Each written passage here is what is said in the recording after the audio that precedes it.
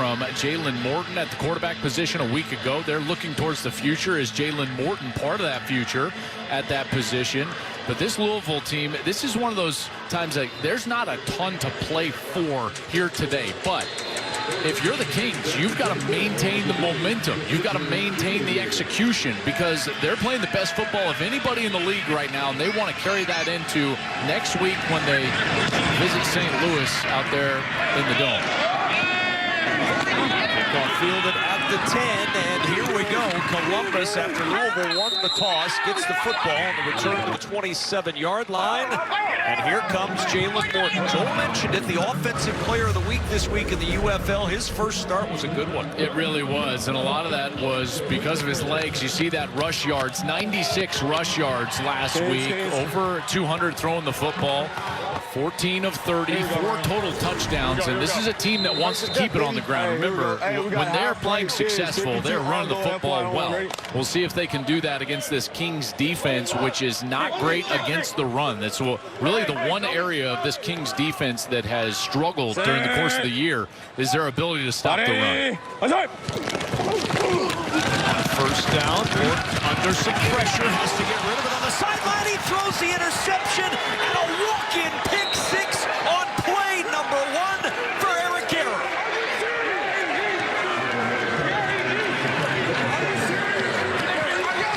It starts with the pass rush up front. Louisville gets all over Jalen Morton, and he panics a little bit. You can see him start to retreat.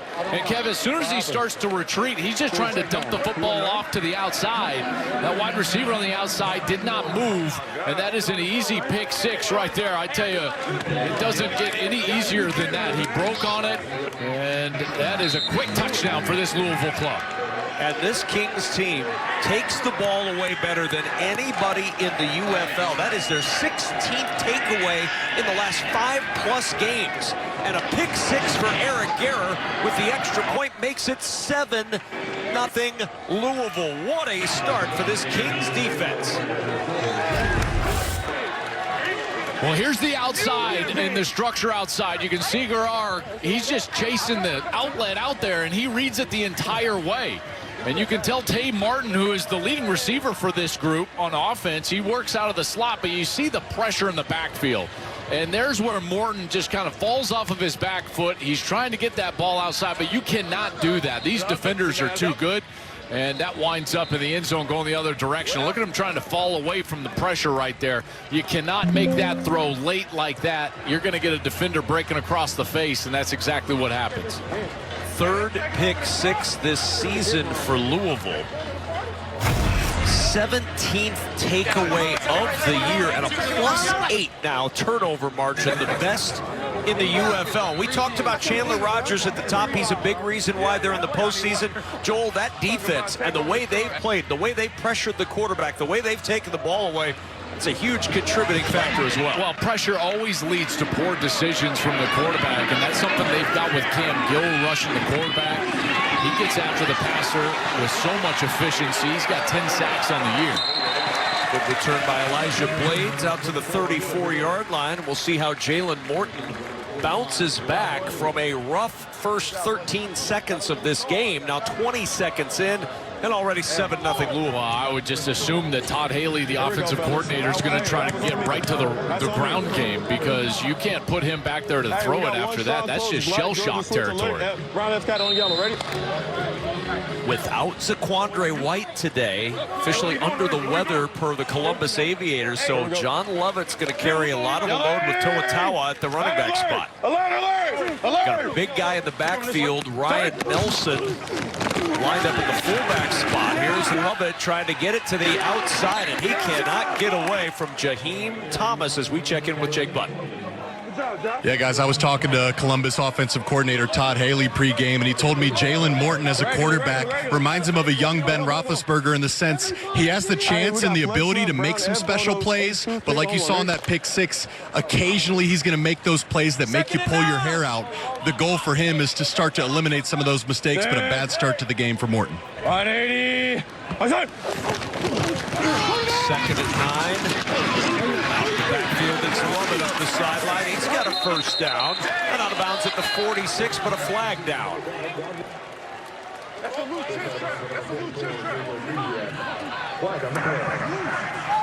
Ineligible player downfield, number 69 of the offense. 5-yard penalty, second down. Cole Cabral costs an 11-yard gain. All right, with Columbus on offense, Joel, who do you have as players to watch? Well, John Lovett is certainly one of those guys. They've got to get the run game going when they do throw the football. Last week, a guy, Kiki Chisholm, on the outside, he had a big day, 3 catches for over 50 yards. And then defensively in the league, almost 30 rushes per game. So they've got to decide how many resources they're going to commit to stopping the run. 3rd and 6. Good throw and catch. Aesop Winston diving down for the first down. This is a really good throw, in particular on an in-breaking route at the chains. Watch where Morton puts this ball. And this is important. You get an in-breaking route, you need to throw that ball down near the ground, and so the wide receiver can protect himself. He knows that he's going into an area where there's other defenders. Jaheim Thomas is there, the linebacker. You can't lead him out in front right into the linebacker. That was actually a very good throw. First down at 10. Morton with time. Nobody open. Now zips it in the direction of Tay Martin, and it's 2nd and 10. Decent pressure there from Louisville. You got to have a protection plan against Cam Gill. This guy, number 46, Cam Gill, can absolutely get after the quarterback. He's one of the best. Well, he is the best in the UFL. Single season UFL record, 10 sacks. And they're going to have a plan for him. Set. 180. 2nd and 10. Fake to give to Tay Martin. Keeping it up the middle is Morton. He wriggles down to the 39-yard line of the grasp of Jalen Allen. Brings up 3rd down and long for Columbus. Yeah, and they're across the 50 here, so this is not a punting zone. And you look at what they've got from a kicking perspective. Jonah Dalmas, he's only attempted 2 field goals this year so far. He was signed late. Now, he has made 93 career field goals going back to his college career at Boise State, but this one would be a long one. This would be about 58. 180. Hit from 48 in his first opportunity last week. Morton tossed and dropped. Had the open man in Cam McDonald, and McDonald started to turn upfield before he tucked it away. He sure did. I don't know if he gets to the sticks, even if he catches this ball. I think that the defense was too good. Good throw right here. I mean, it's right out in front, but you can see the defenders closing right there. Cam Dantzler on the outside, number 3. He's doing a good job. Guerrero is in there as well, and now we're going to get the long field goal attempt. So Jonah Dalmas, who came in mid-May when Brian Coe was released. He's the all-time leading scorer at Boise State. Career-long 56-yarder in college. This is 58. Jake Butt talked with him pregame, said he feels good from this range. 58 yards for 3 in the drive by Dalmas. It is right down the middle, and it's good by plenty. No wonder he told Jake Butt he felt good from 58. He was good from Jalen Morton to lead them down and get that field goal. Yeah, lead on the run game a little bit, but he also threw a couple of really nice passes to lead them into field goal range. And how about the kick, by the way? I mean, my goodness, great call by you, but Dalmas just banging it home. To the 25, that ball is out. Tyler Hudson coughs it up. And Columbus saying they have it, and they do. Let's go! Well, this was awful close to his left knee being down. He's getting kind of tripped up at one point. I believe Jalen Walker was the first player in there, number 57. So watch as Hudson, there's 57 right here. He gets after the legs, okay? He's still got control of the ball, and then it comes loose as that left knee was starting to head down to the turf. But it looks to me like that ball was coming loose before he was down. There's the contact, left knee not quite down. Tough picture right there, but certainly ruled a fumble on the field. I don't know if there's going to be enough to overturn this one. Xavier Benson with the hit, Fred Tompkins with the recovery, and a fumble by Hudson gives it right back to Columbus. Man, good physical hit right there. Clearly out. Knee is not down. There it's down. Ball's clearly out. And what a break for Columbus. And Chandler Rogers has got to be sitting over there like, man, I can't even get on the field. Louisville's yet to take an offensive snap. And now this is the 3rd possession for the Aviators. From the 25-yard line, and Jalen Morton will go right back to work. 4-man rush for Louisville. Morton steps up into the pocket and missing on the sidelines. His open back toe. Well, what a golden opportunity here for Columbus. I mean, the game could not have started off worse. You throw a pick six right out of the gate. But how about them clawing back right away? They drive down the field, get the field goal. Big special teams play to provide a short field. But as Ted Ginn knows, he's got to get this ball in the end zone. This is something that they do not excel at. I told you earlier, they don't throw it down the field very much. Kev, they're only 1 for 17 this year on passes thrown over 20 yards down the field. Second down and 10. The turn and the give. Looking for some space. It's Tower who gets a couple, and now it's third and long for Columbus, trying to cash in on that fumble handed to them at the 25-yard line. I think you got to get Morton out on the edge. I think his legs need to be a factor here, whether it's some sort of RPO run-pass option or just a zone read where he's reading the defensive end and getting himself on the edge if there is a crash. But I think Morton's legs have to show up here. And remember, a lot of his runs last week script, so even if it's covered up downfield, he can take off. From the 23 on 3rd and 8. Morton throwing on the run for the end zone, coming back to get a touchdown. It's Kiki Chisholm. We talked about him in the pregame, and he delivers for 6 here in the first.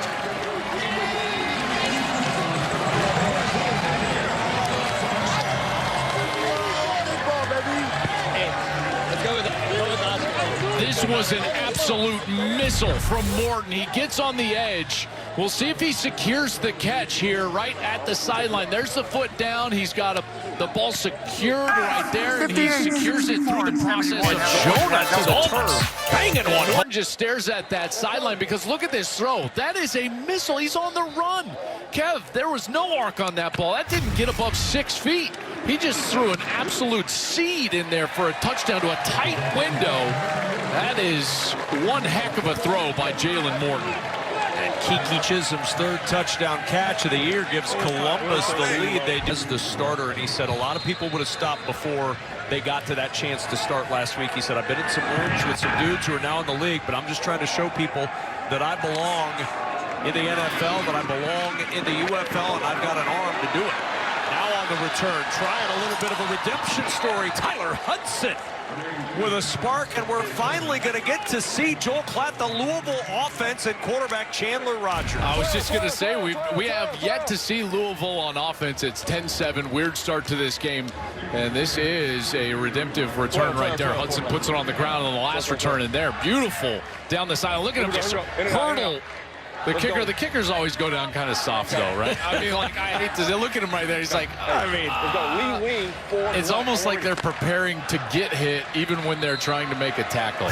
Why do I got to throw shade at kickers? I don't know. I think that may have deserved it there. First offensive play comes from the 42-yard line. It's Ian Wheeler on the run, and Wheeler inside the 40 and down at the 38. Chandler Rogers has been really the story of the second half of the season, maybe in the entire UFL, but certainly for the Louisville Kings. You know, I know that most would say that probably Plummer in Orlando is going to be the MVP, but I think there's a strong argument for Chandler Rogers because of what he's meant to this offense and this team. And you think about who's playing the best football right now as we head into the playoffs. I think it's Louisville, winners of 5 of 6, and he's a big reason why.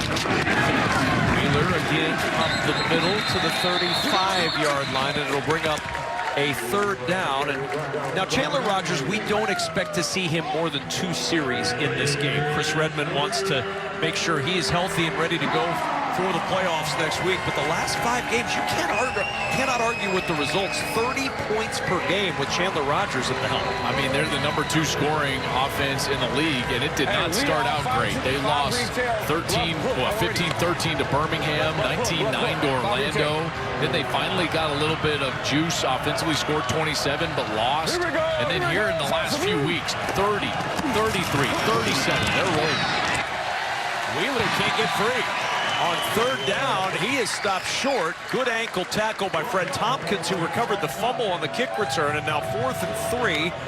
Yeah, either have to go for it or try the field goal, and they're going to kick. Well, Tanner Brown, he's the one that is carrying the torch here in the UFL. We've had some great kickers in spring football, certainly. Brandon Aubrey being the foremost of those. But Tanner Brown has been excellent. He's 25 of 28. He's only got one miss inside of 50 yards, excuse me. And he's been terrific, and hopefully I didn't just jinx him right now.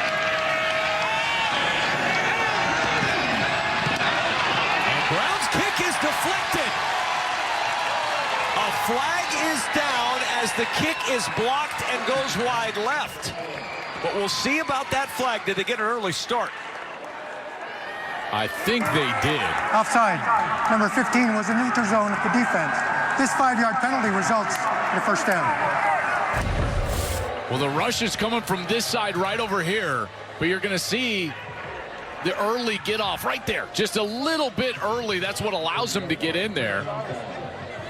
I'm giving a sigh of relief because I gave the announcers jinx, of course, and it gets blocked right away, so I'm not going to say anything right now, although this one is inside of 50. I'm just not going to say anything, but they got a first down. I never would have even brought it up, Joel. Wheeler, bounce into the outside. One tackle missed and out of bounds after a 9-yard run at the 21. You know, these are those moments that you got to take advantage of. You get a free first down like that, and you got to make them pay. That's what good teams do. And obviously a mistake on the other side, a little bit of an early start. You get a free set of downs, and now the good teams go and execute and put the ball in the end zone.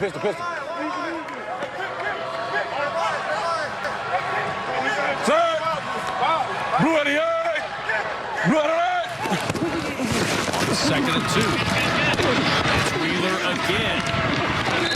The ground game has been on the rise for Louisville over the last several weeks. They're still 5th in the league in rushing yards per game, but over the last 3 games, Joel, over 160 yards per game on the ground. I mean, week 7, 29 carries, 145. Week 8, 37 carries, 134 in a big win over DC. And last week, the big one, week 9 against Dallas, 43 carries, well over 200 yards in that game. Wheeler had 93. This is a run game that's certainly got its feet underneath it. First down and 10. It's Wheeler again. Not much that time. Stacked up by Tony Fields II. Steve Logan is the offensive coordinator for the Kings. And let's listen in. 4-dart Raptor. Left wheel, check 7. Reflex, 4-dart Raptor. Left wheel, check 6. Lee Flex, 4-dart Raptor, F wheel, check 6. Oh, already. 4-dart. Let's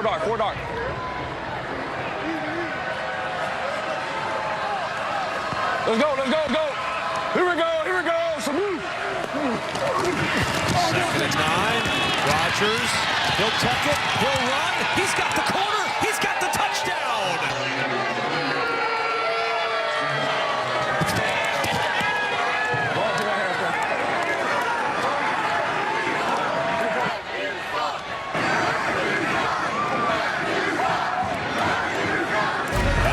Offsides call turns into touchdown. Yeah, a really good read by Rodgers. First, he's got the read on the defensive end. The defensive end crashes, but now he can throw the ball. And right now he's going to read these defenders on the outside. As soon as he sees them take off in man and cover all those wide receivers, you see he wants to throw it. It's an RPO, run-pass option. But he sees the defense fall out of there, and he takes the run. And he takes it himself, and untouched into the end zone he goes. Really good read there from Rodgers. So Brown on for the extra point, and it makes it a 14-10 Louisville lead. Chandler Rodgers in this first quarter, 7 plays, 42 yards. Chandler Rodgers with the 16-yard touchdown run. They kept it on the ground the entire drive, and that was enough to take a 14-10 lead. Still 4:10 to play in an eventful first quarter. We've seen a pick 6. We've seen a 58-yard field goal. We've seen turnover on the other end on a kickoff return. We've seen a little bit of everything. A big penalty on Akeem Dent that kept the drive alive for Louisville. That's resulted in them grabbing the lead. And it's still just the first quarter. From the 2-yard line. Trying to some space and a little bit of space for Blades. A good return, and Columbus good shape once again, but they've got to work against, Joel, one of the best defenses in the league. It's got some stars this season. How about Cam Gill? He leads the league in sacks with 10. Corey Mayfield Jr. was out last week. He's back this week, leads the league in interceptions. And Jaheim Thomas, well, he has just been a tackling machine. It's a tough task going against Jamie Sharper's Louisville Kings defense this season. Well, I tell you, every great defense has stars and great players on every level of their defense. That's exactly the way that Louisville is built. A star in Cam Gill up at the line of scrimmage. Jaheim Thomas at the second level, number 18. And then in the back end, Corey Mayfield, number 12. And it's just tough. You maintain those levels, and you're a good defense. Nowhere to go with Xavier Carlton clogging up that run. Let's listen in with the defensive play call from Jamie Sharper. Let's auto smoke. Show two. Let's auto smoke. So he's going to show cover 2 and try to bluff this, but then some sort of smoke. That would signal to me a pressure right here. So you're going to try to bluff them into, hey, we're playing normal defense, and then they're going to rotate to some sort of pressure here. So you're going to bluff the cover 2. There's your safeties. Now you see the rotation, and there's the pressure. And a low snap. Morton gets that ball up and out of the hands of Toa. Third down and 9, and we listen again to Jamie Sharper. Get Apache double rat. Apache double rat. Kings. Rat. Apache double rat. Let's see what Apache double rat is. Apache. All right, here we go. We got all imagine some sort of pressure. And rat means that they might try to drop a defensive lineman out or something. See here, you see they're showing everything, and then you have the double rats that come out of there at the ends. A zip across the middle. Morton able to buy time in the pocket. Really good pocket manipulation by a quarterback in just his second start. Well, this is so the defensive play call here from Sharper. They're bringing this. So he's got Apache. He's going to come with the blitz, and he's got rats coming out here. What do you need to do? You need to get in behind them, and there's the route just coming in right behind those dropped-out defensive ends. He gets a little time, manipulates the pocket very well. Look at him just scoot up right here, and then shows off that arm again. I tell you what, guys. He can sling it now. He is throwing some seeds out there. Everybody moving a little bit early, and that'll cost 5 for Columbus. False start. 64 the offense. 5-yard penalty. First down. Chris Glazer, you heard him exclaim, "What?" as he heard the call. He didn't realize his center didn't snap it. I think he was on the correct snap count. He's like, what's going on? Hey, we got Fox right. You can see in this first quarter Utah one, ready? why Jalen Morton trusts his arm so much, Joe. And why he talks about that, because he's got a good arm. He throws an absolute heater. First and 15. Floats this one with a little touch, and it's off the fingertips of his intended target, Yul Keith Brown. And Jake, this is where your former tight end, you've got to understand the velocity that your quarterback throws with. I think that the Columbus wide receivers can at times get surprised with how hard that ball gets onto their hands. We got triple left fig. Absolutely, Joel, but I'd also say on the flip side, I talked to Kiki Chisholm and some of these pass catchers pregame, and even though that ball's coming with velocity, they know that ball can come at any time, especially when he's scrambling outside the pocket. They say he doesn't scramble just to run, he scrambles to pass, so there's some playmaking opportunities as well. That ball deflected. Looked like Morton may have gotten tipped a little bit at the line, trying to leap that one out to Gunnar Oaks, and it's 3rd and 15. Cam Gill with some heat. What are we doing here on 3rd and 15? My goodness, it's probably a little bit too far for Dalmas. Although I got to tell you, Brown pencil stack. I mean, he hit from 58. It would have been good from here, and this would be a 4-point kick. They're going the same direction. I would have thought about kicking this. Dalmas had plenty of leg. They draw play with Lovett trying to get to the outside. He's only going to gain about a yard on the play. And now we've got pushing and shoving and all box off. Oh no, here we go. Flags all over the place. Laundry aplenty. Oh my. And now a full-on brawl.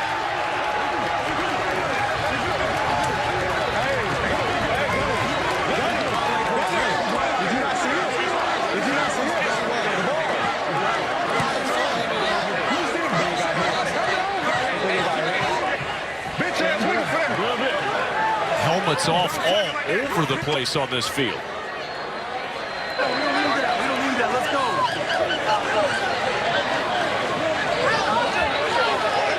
It's going to take a little time to sort this one out.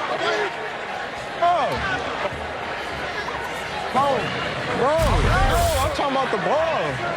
Here's the end of the play, Cap. So you got blocking downfield, right? You've got the wide receivers and DBs. Garrar gets his helmet ripped off, and now he's working out there as well.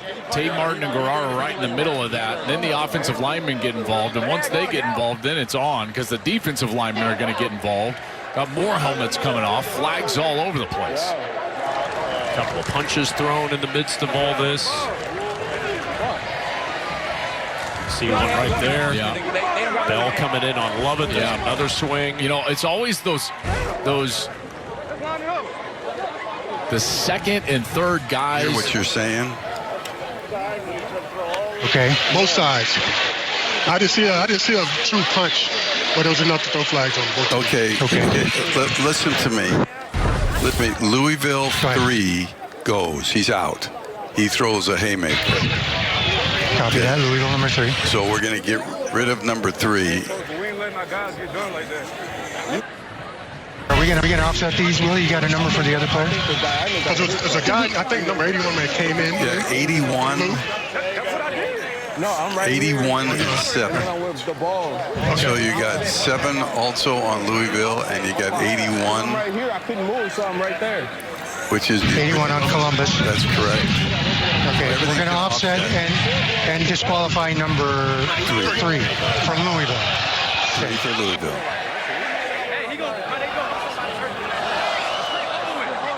Are 3 and 7 both ejected? 3 only. Unless you want to eject 7. But from our standpoint, it's only 3. There are multiple fouls after the play. Personal foul, unnecessary roughness on Columbus, number 81. Personal foul, unnecessary roughness, number 7, Louisville. Flagrant personal foul, number 3 for Louisville. Number 3 is ejected for the remainder of the game. So Cam Dantzler, former third-round pick of the Vikings. The penalty's offset. The reason he's been ejected from the game, it was a right cross to the helmet of John Lovett that gets him booted out of this one. Yeah, that was pretty obvious. And again, it's never the immediate action. You know, you can have some unsportsmanlike, but then you get, there it is right there. He just throws a huge right cross, like you said. This is not MMA. And he's going to be ejected. We will... He is not suspended for next week. The ejection does not carry a one-game suspension with it for the following week. So Cam Dantzler will be eligible to play in the playoffs next week for Louisville, but his regular season ends early. 74, 77, never reported as eligible. And so now Jonah Dalmas will come on and try a long field goal here for Columbus. This is going to be a 4-point attempt here. He had the leg. He kicked 58. I know. All right, this from 61. He was hitting from 63 in warm-ups. Good snap and hold. Dalmas's kick for 4 points. On the way, it is good. This game is tied. Jonah Dalmas with the ejection. With a lot of sarcasm. Game's tied at 14 as we welcome you back for the start of the second quarter with Joel Klatt, Jake Butt, Mike Pereira. I'm Kevin Kugler. N'Kosi Perry taking over at quarterback. Chandler Rogers got out there, ran in for a touchdown. His night is done as Louisville's ticket has already been punched to the postseason. Second down and 4. An opening for Sheridan down the sideline. Jaden Sheridan into Columbus territory and out of bounds at the 49. This is a great job on the right side of their offensive line. Watch their offensive line get out and they get these reach blocks. First of all, you look at the right guard, Jalen Thomas, and he gets around what's the 3 technique. What is the 3 technique? It's when the defensive lineman lines up on the outside shoulder of the guard. And that's the toughest block for a guard to make, is to try to reach him or get to his outside shoulder so that you can get that outside running lane, which they got. So Jalen Thomas played his college ball at SMU. Heck of a block there on the interior. Here we go. It was a 16-yard run. And on first down, big hit in the backfield. Jordan trying to turn it upfield, and there's big Patrick Jenkins to sandwich him at midfield. Well, you see the good offensive line play, and here a miscommunication on the left side. So watch their guard and tackle. You got Dyson Tunstall. They're just going to leave somebody totally unblocked and a whiff. And you can tell when the offensive linemen start looking at each other like that, they know that something got screwed up. And that play was done before it started. 10 plays for Louisville on offense, all 10 on the ground. When we see the first pass of the day for the Kings on 2nd and 11. We will not hand off up the middle. And not much there for Sheridan, but they are across midfield, Joel, so Louisville's going to have to go for it. The punt is out of the equation. Now, Tanner Brown has hit from 60, but to get into that range at least, you're going to have to get, what do you say, about 6 yards right here to try to get down to the 42. The 42-yard line is the marker for a 4-point field goal. Here's Tanner Brown right here. I think he's probably got range for a little more than 60. So you're looking for 4 or 5 yards here, and we might see another attempt.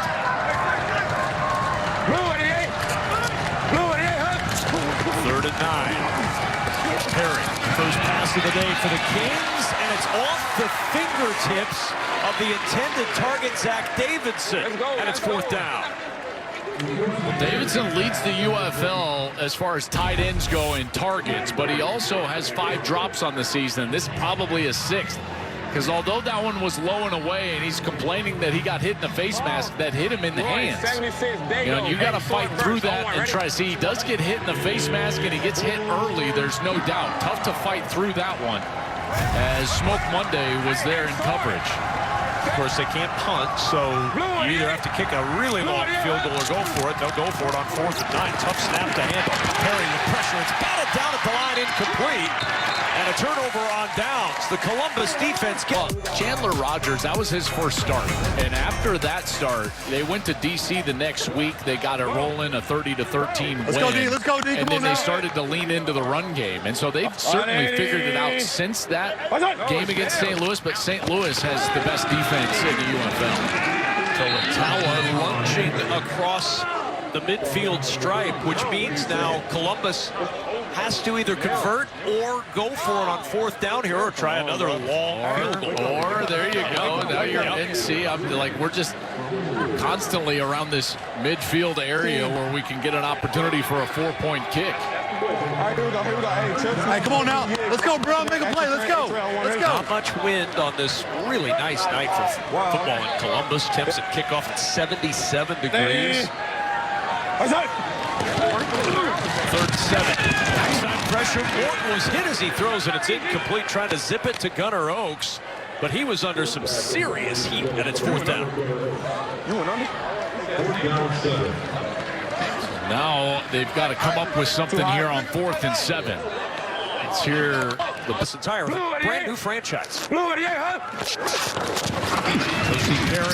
in relief of the quarterback spot. The handoff to Ian Wheeler, and no gain on the play. And I mean, you look at what that hit did. We were there for that game, Joel, when Chandler Rogers took that big hit from Derek Roberson of D.C. It's weird to say it, but it really did feel like, certainly in that game, that turned it around. Really, you could say that was the spark that lit the fuse for this entire surge in the second half of the season. Well, there's no doubt. I mean, they're what are they, 2-4 at the time? They're down in that game. It's nearing halftime. They're on the road against the defending champ, and all of a sudden they get that free first down, punch it into the end zone, and they haven't looked back since.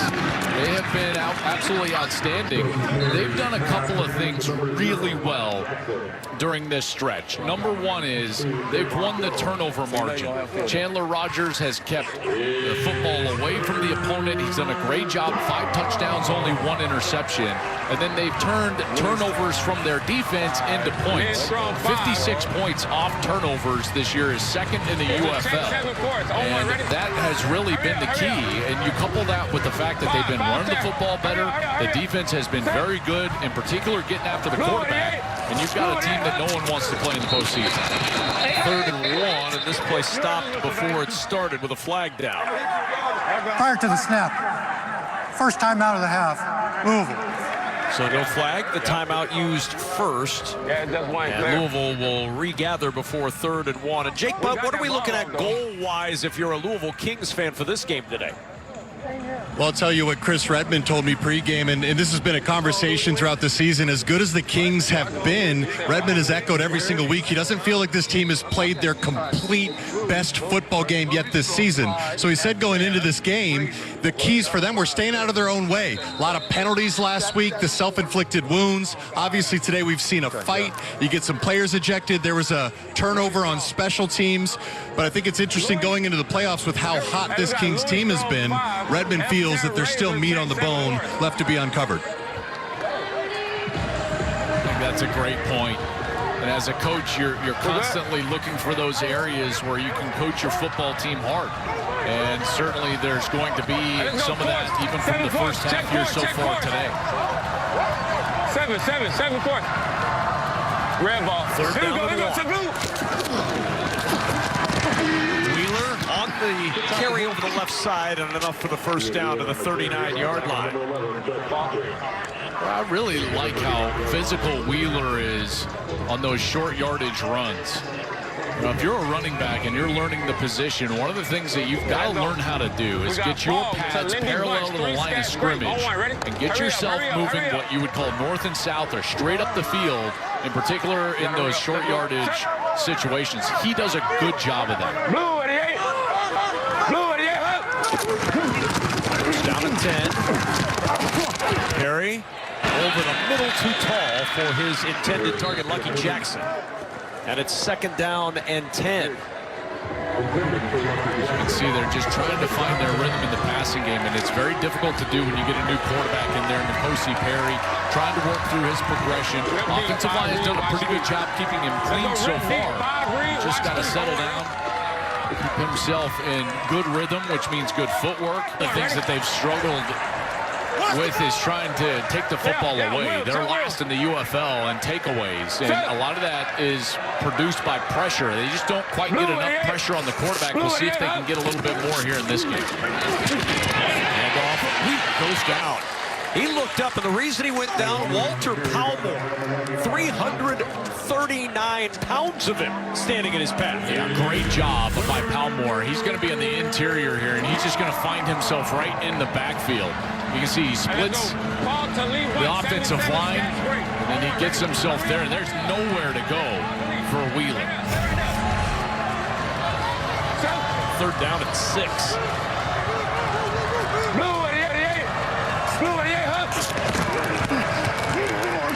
Perry will step up in the pocket. Now he'll run. Perry with some space, diving forward for the first down. That little leap across the line to move the chains for Nkosi Perry. This is a very good decision, and he made it with some decisiveness here. So he's going to get some crossing routes, and he wants to go over the middle, and then he sees right there just some green grass, and he's able to take off up the field. And that's a good sense of where the first down marker is, and he's able to stay head first. And Chandler Rogers, he's loving it. First down for Perry on the dive. From the 14, high shotgun snap. Perry pulls it down and able to do something with it to Tariq Black. Look at the Aviators. 5 of them on Black as he gets 9 yards. And he never goes down. Tell you, Perry has found a nice little rhythm here, making good decisions in the passing game. It started with that ball to Trey McKitty on the outside, an easy completion. And then he scrambles for a first down here. That ball was actually tipped at the line of scrimmage. Really good concentration from Tariq Black. He went 4 catches for 82 yards and a touchdown last week in their win over Dallas. This is a nice little rhythm for Perry on this series. Second down on a short 2. Perry looking for the end zone fade into the corner, and it's incomplete. It'll bring up third down for Nkosi Perry, who was in the CFL with Hamilton. Spent 2 years in the European Football League after leaving Florida Atlantic, began his career at Miami, so he has been battling for an opportunity like this, and he finally gets it today. He played for Mark Richt at Miami, and then Manny Diaz, 4 years, 9 starts for the Hurricanes, but then FAU for Willie Taggart, 2-year starter, started 24 games. He had 45 passing touchdowns in his career there at FAU. Third down and 2. Off the contact, it's Jaden Sheridan. It looked like progress took him over the line to gain, and they say it's a first down. It looked like that extra fight just got that ball just across the line to gain for the first down. Good run from the small back Jaden Sheridan. He's only 5'8", 189, Kev, but he ran physical right here. Gets the ball on the interior right there. There's the contact. And as he spins away from Palmore, he's able to just lean forward for an extra half yard.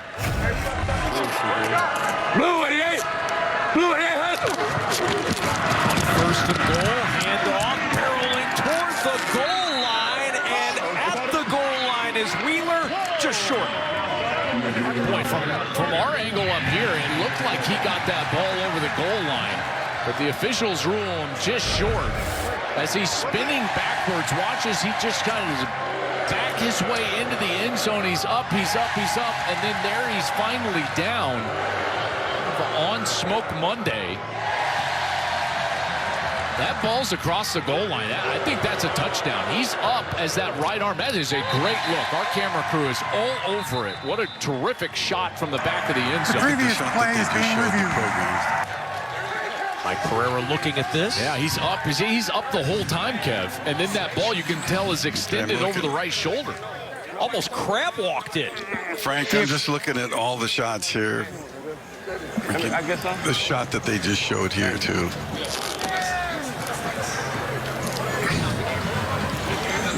Command center.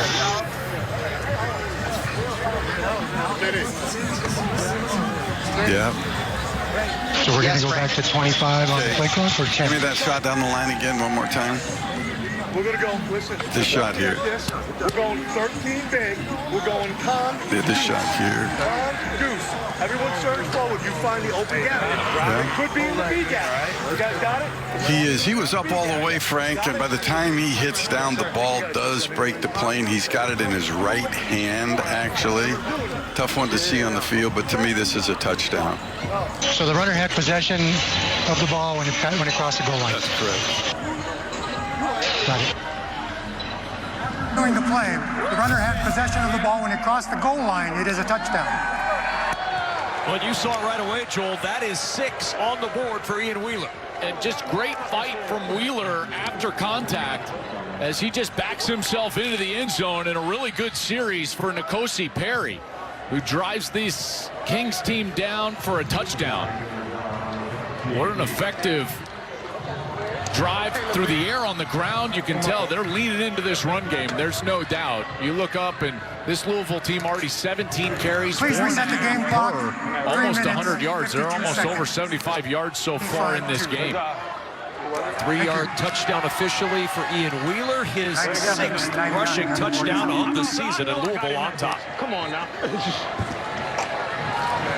Great job. Very undecided when it died.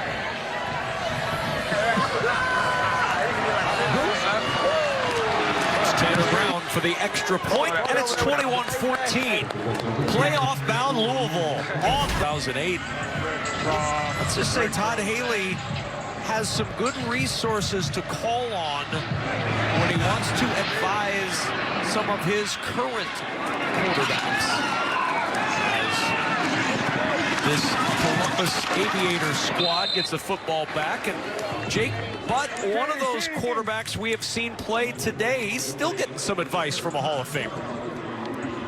That's right, Kevin. And Haley told me earlier this season that Kurt Warner was able to speak to the entire Aviators quarterback room, talk about his journey, and he offered himself up as a resource to the entire quarterback room. Well, Jalen Morton was one of the guys that continued to reach out all throughout the season. Warner was able to breathe life into him. Obviously, Jalen Morton comes out last week, has an amazing performance. He's the UFL Offensive Player of the Week. Well, Kurt Warner said he feels like he's obviously the poster boy for what's possible here in spring football. And I talked to Jalen on the sideline. He said just having Kurt as a resource has done so much for his confidence. Of course, going into last week, coming out of last week, and now trying to finish the season on a high note. Well, and remember, Kurt Warner not only played in the Arena League trying to get an opportunity to play professional football, he played in NFL Europe with the Amsterdam Admirals, so he certainly understands the road less traveled to get to an NFL starting job or even an NFL roster. And I think reps are so important, in particular at this position. There's just no way to recreate reps at the quarterback position unless you're playing live football. And let's face it, the way that the NFL has gone, minimizing full pad practices as well as minimizing the offseason in terms of total number of workouts, a league like the UFL, I think, is it's not only warranted, but it's needed for these players that can't be utilized here because they're under 2 minutes in the second quarter. Cowboy, cowboy, cowboy, cowboy. Right, Brown. Cowboy, cowboy, cowboy. Say it. 3rd and 7. Quick toss to the edge. Oaks provides the block, and it's a first down and more. Aesop Winston down the sidelines. Well-designed play, and Gunnar Oaks got out there to open up the door for Winston. Yeah, Oaks made the play work. He's the tight end. He's going to be motioning out right here. Watch the block that he throws on the outside. Just a terrific job getting to the corner, and Mayfield gets stuck inside, and that allows the corner to be taken, and Winston is able to get a ton of yards and out of bounds here inside of 2 minutes to stop the clock. 32-yard line of Louisville, a pickup of 13. They've got a hurry, play clock under 5.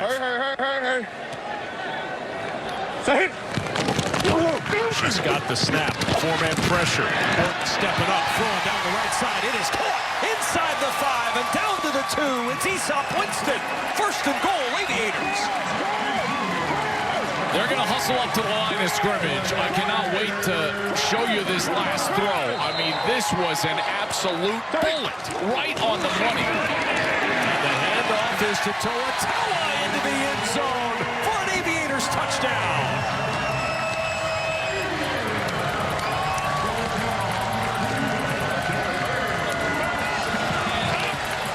I tell you, what a series right there. Managing the clock, getting the ball outside, play clock rolling down. He's able to get his team to the line of scrimmage. And how about this? Just a rocket right down the field inside the 5-yard line. That is thrown on the money. That coverage from Mayfield was terrific, and the ball is put in the perfect spot. And Winston gets the catch inside the 5 right after that little screen on the outside.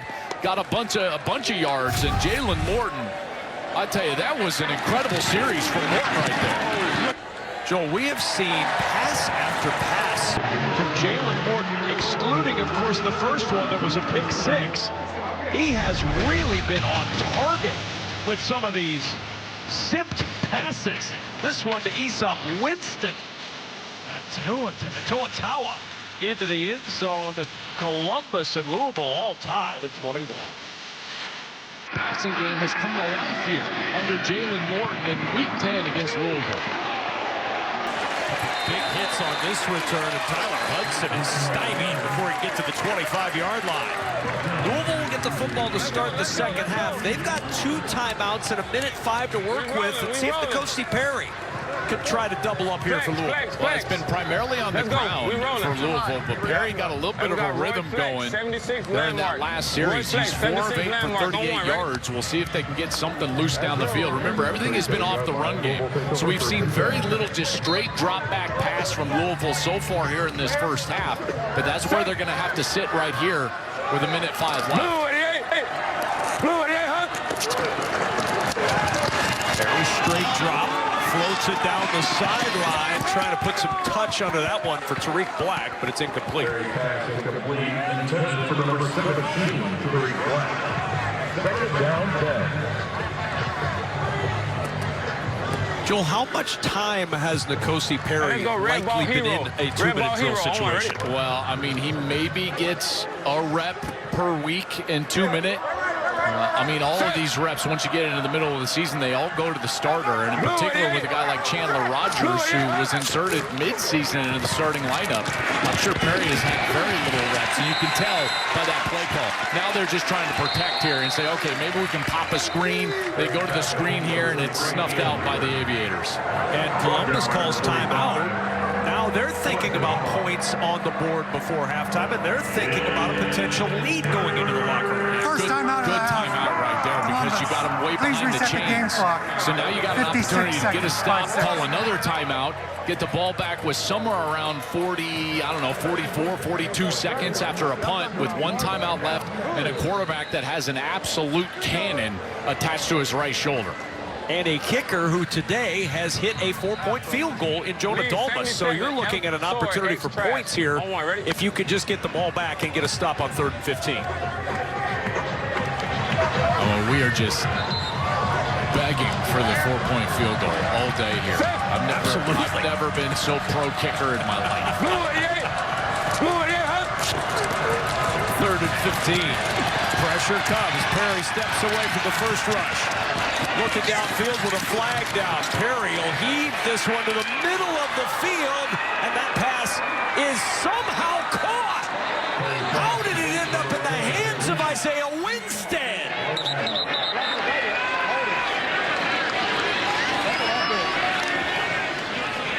Well, now what's the call? Prior to the pass, holding, 9 of the defense. Penalties decline, result of plays, first down. Unbelievable. This is going to stand, and Winstead somehow secures this. Remember, he had a big touchdown last week, and this one, he's got bodies all over him, and he's able to fight through and catch that ball. I don't know how he did that. Whitehead was all over his right side, and he brings that one in, bobbling it towards the turf, but it looked like he was able to hang on.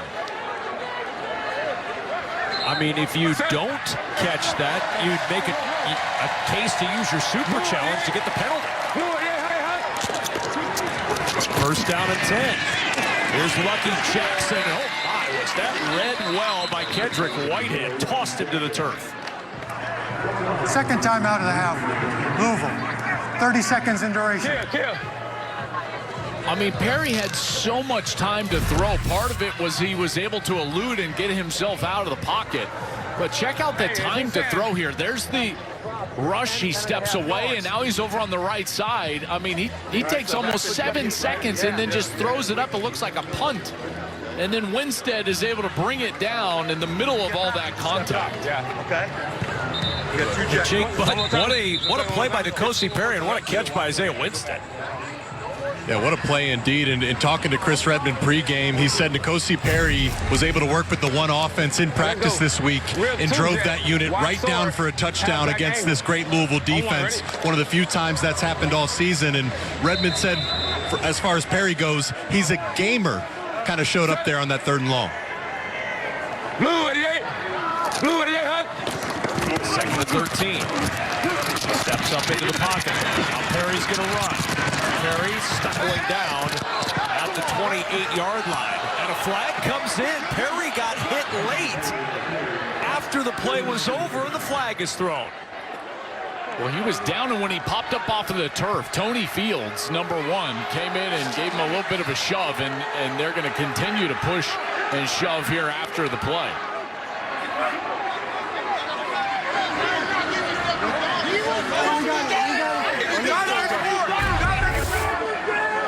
Columbus is going to argue that he was going head first, which means that he's not necessarily down until there's contact, which they would be right. But you would think right there's contact with the feet.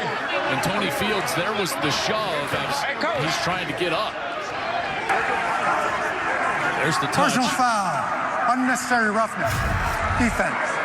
Penalty is half the distance to the goal. Automatic first down. I don't think Fields realized that Michael Lawson, number 41, had touched him because it was just with his feet. Foul was on number 1. The clock will and so as start Perry on pops this up off the turf, Fields gives him a shove, and that's what led to the flag. Hey. Yo, Roy Flex, 376, Shock Dragon. On one, ready?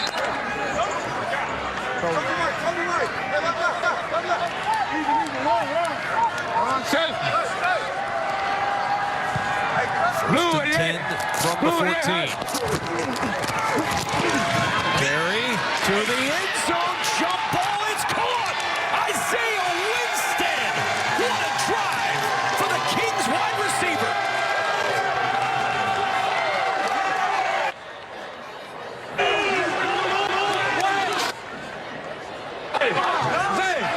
Zay, Well, we've seen that twice now today. Louisville taking advantage of defensive penalties. 97 and 99 as eligible. One was on that field goal attempt early in the game, their first offensive series, and Columbus jumped offside. Louisville took advantage, stuck it in the end zone. And then here, after a couple of penalties, extend the drive for Louisville. Perry throws an absolute dime to Winstead, who makes an incredible one-handed catch toward the back of the end zone.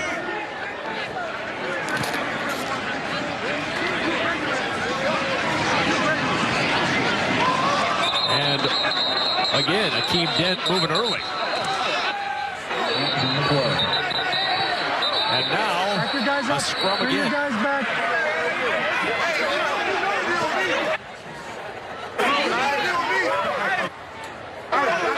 Offside.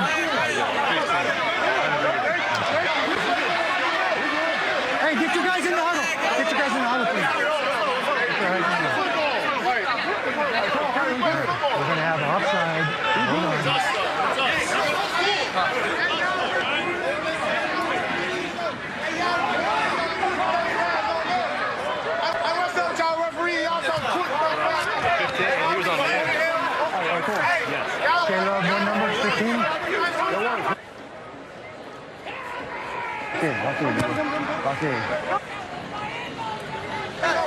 There's a little push. The flags come out. Patrick Jenkins, a little poke at the head of John Campbell. Let's go. Let's go. Let's get it going. March it off. Fouls on the play. Offside. Number 15 to defense. Penalties declined. Personal foul. Unnecessary roughness. Number 98 to defense. Penalties enforced half the distance to the goal. The try is from the 7.5.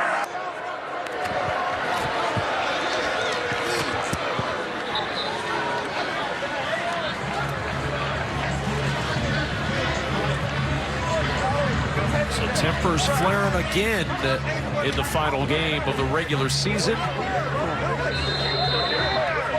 So far, 48 combined points on the board before halftime. And looking for one more is Tanner Brown.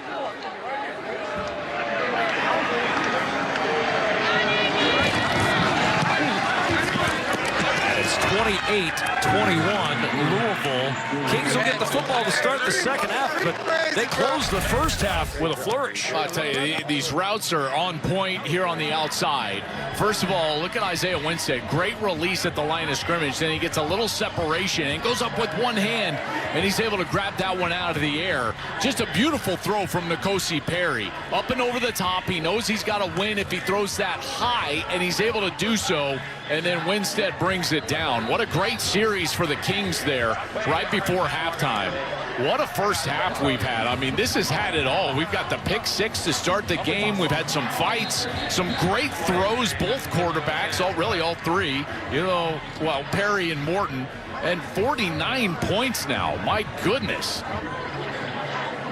Well, Isaiah Winstead, how about that drive? He makes this catch to keep the drive alive, securing that through all kinds of contact. And then a couple of plays later, he's in the end zone. This is one of the best catches of the season. Yeah, it really is. In particular, with all the hang time on that throw, Perry was just kind of throwing up a prayer.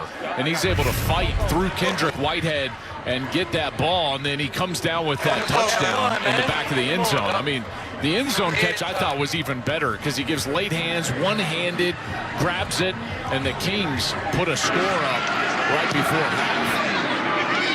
Louisville will get the football to start the second half. See what happens on this return. That may determine what Columbus decides to do, and there's not much there for Akeem Dent. Big hit leveled for Louisville by Jaden Shirt. How about that? 2 catches, 59, and a touchdown. All on the last drive. Winstead doing it all on that last drive. I tell you, when someone's feeling it, you make a catch like that, go right back to him. And he had that man coverage. He beat that man coverage to the corner of the end zone. But again, the throw was terrific. You got to understand the leverage that you need to throw with. It's not a back shoulder throw. He gives it some air towards the back of the end zone, and Winstead brings it down. So now with 2 timeouts, Columbus with 17 seconds to work with. He'll Mark it short.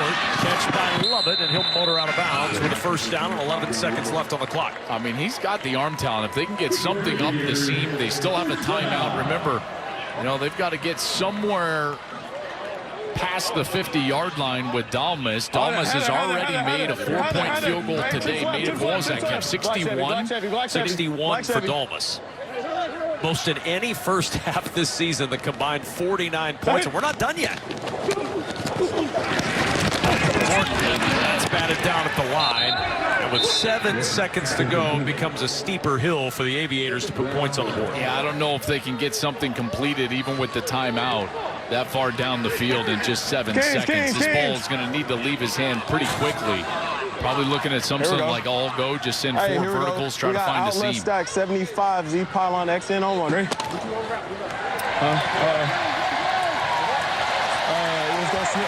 Leap.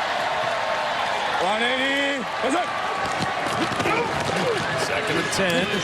Morton, lead pocket, throws, deflected by Eric Garrett. He had the pick 6 to start the game. He got his left fingers on this one. And it's 3rd down and 10. Gosh, that feels like forever ago when Garrett had that pick 6. It was the first snap of the game. Been a long first half, but an exciting first half. There's no doubt. All these points, great plays being made.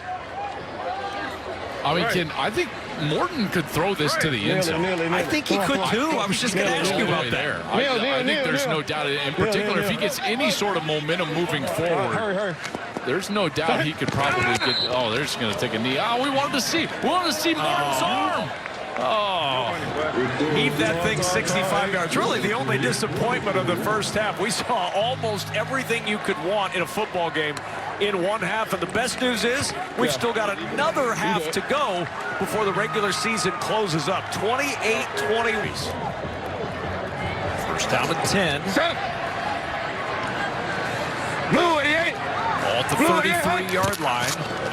And on first down, first up the middle to the 43-yard line. A 10-yard run for Ian Wheeler. They're blocking up front. Yeah, he was crediting that offensive line. They opened up a big hole. Louisville was very efficient in that first half. Only 4 drives by their offense. 28 points. Remember, they had the pick 6 and then 3 offensive touchdowns. So Columbus has not stopped them much here today. First down and 10. Wheeler again. Stopped that time. It's Patrick Jenkins burying Wheeler in the backfield. Excellent penetration by Jenkins. I thought if Perry was reading this that he had a chance to get himself on the edge. You can see they were squeezed down. He probably makes the right read. You can tell Tony Fields, #1, he was playing almost like a spy on the outside as a linebacker, and that allows the defensive lineman to just get after the running back. They can just take the running back. That's their key. They take him, and they leave Perry for the linebacker. 5th tackle for loss today, and now a sack. Ron Stone Jr., 5.5 sacks on the season. I don't know exactly what is going on here, but this is clearly a miscommunication. You can tell, watch the tight end. He's tapping his left side right here with his left hand. I think he wants the running back, Ian Wheeler, to take the inside guy, and he would take the outside guy, but neither of them takes anybody. And when you got 2 guys not blocking anyone, your quarterback's going to go down. That's exactly what happened. Confusion up front, and the first sack of the night for Columbus. 3rd and 19 after the sack.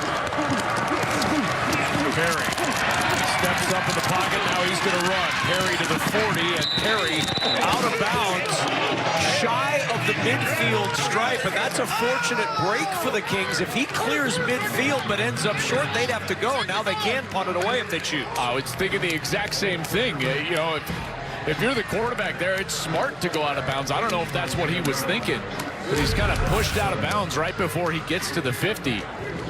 Yeah, there, Tompkins pushes him out, which is a nice defensive play there, but they are very fortunate and they can punt it away.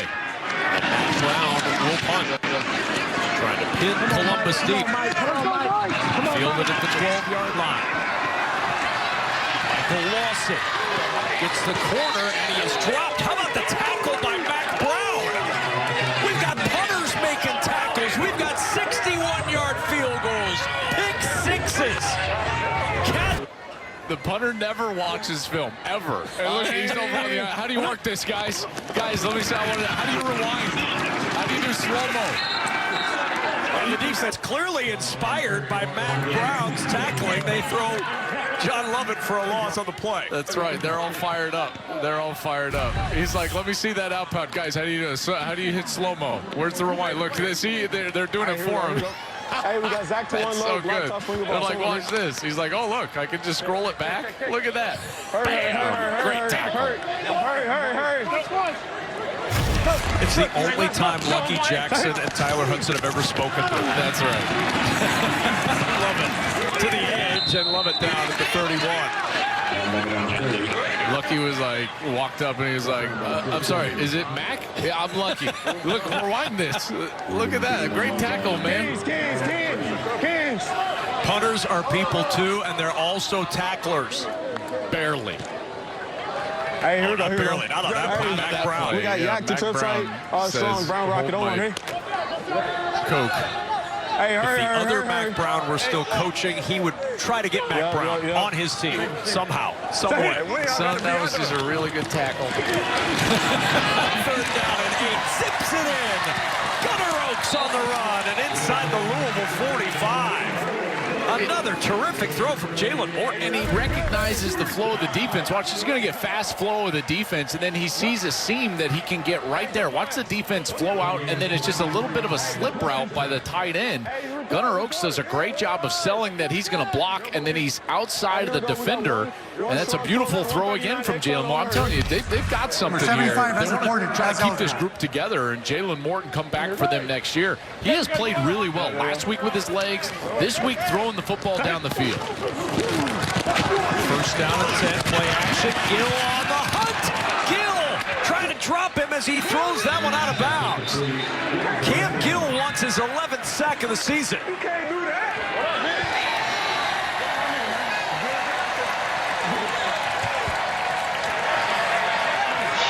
Okay, so we have holding on the defense, intentional grounding. We're going to offset back to the previous spot.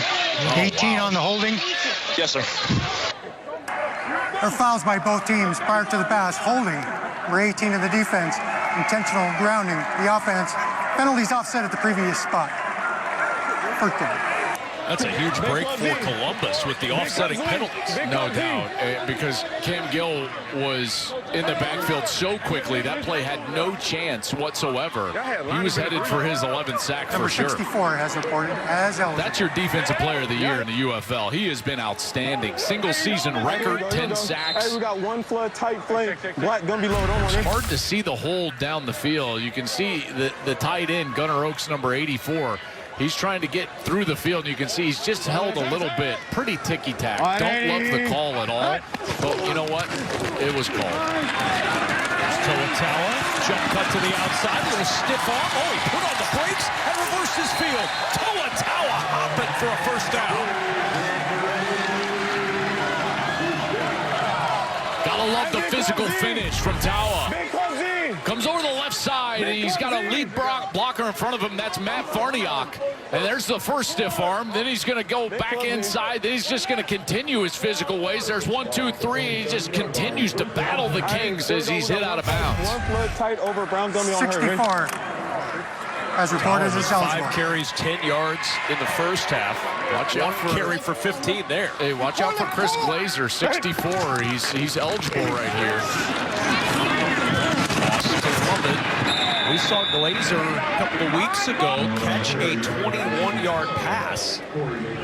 So it is something that he can do. Todd Haley told us at the time, look, he can jump from offensive guard to tight end without any trouble. Yeah, and Jake, obviously you're the tight end expert, but you were telling us before the game just what a Swiss Army knife he is in there, Chris Glazer, for this offense. Hey, we got half lefts in, 77. Can play all 5 positions, including tight end. And they even said, hey, keep an eye out there. He might even run routes, potentially could catch a pass.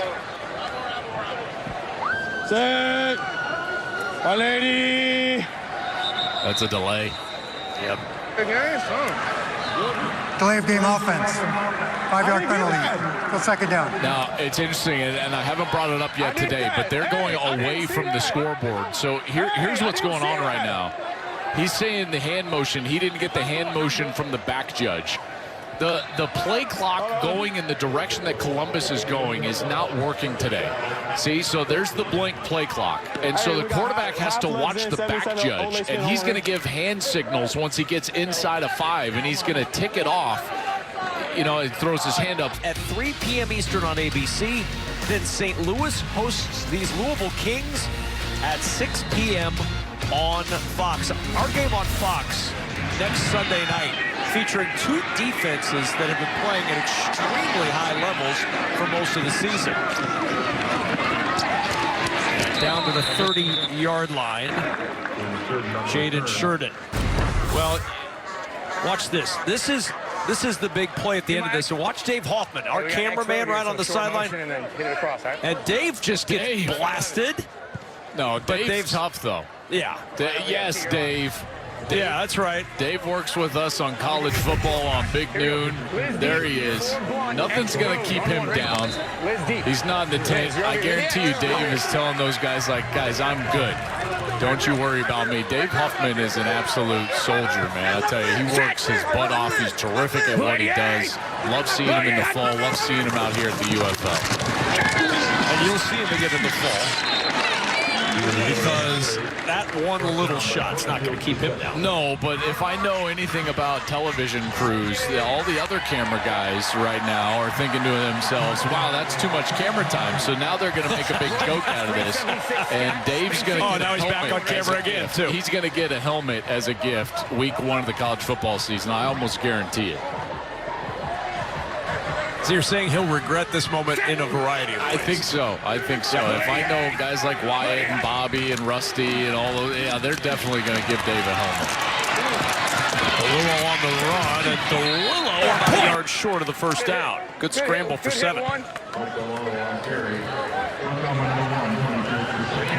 DeLillo likely takes us to the end. Yeah, almost, right? And I don't think they'll get another snap off. And DeLillo got some time late last year. Remember when DC had locked up their spot and Jordan Ta'amu got some rest late. DeLillo was the guy that got a start late in the season. And so here's second straight season that he's getting some action in week 10. 1